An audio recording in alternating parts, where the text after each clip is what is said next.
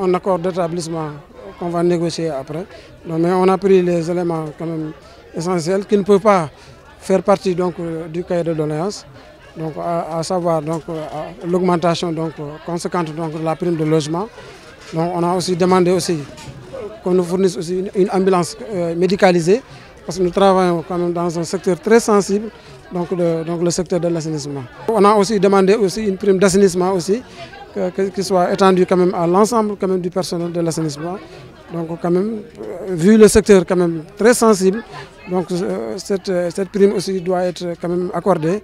Donc à l'instar des autres entreprises, chaque entreprise a sa spécificité. On avait eu il y a 11 points qu'on a mis.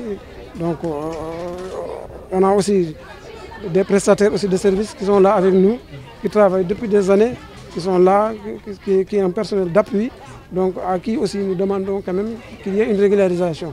Donc à chaque fois qu'il y a des recrutements, quand même on pense à eux.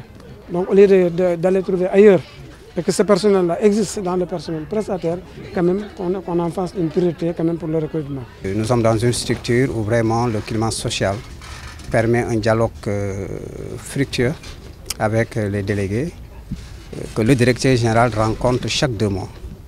Donc le directeur général a tenu à rencontrer le personnel pour sauvegarder ce climat social, et cela permet au fur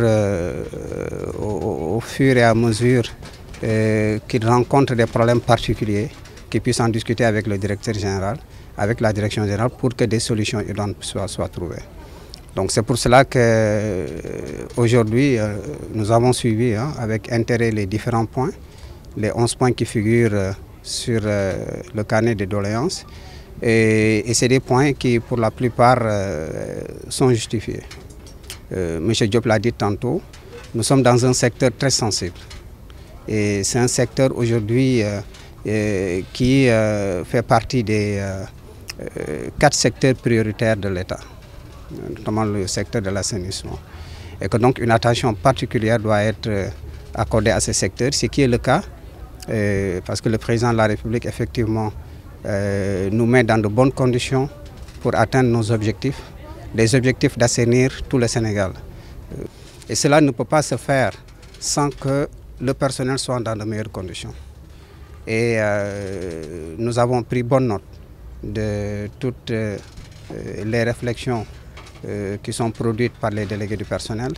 Nous allons nous retrouver dans les semaines qui suivent pour discuter en profondeur de toutes ces questions et voir comment, dans l'immédiat, quels points qui pourront être satisfaits, et planifier dans le temps la résolution des autres problèmes.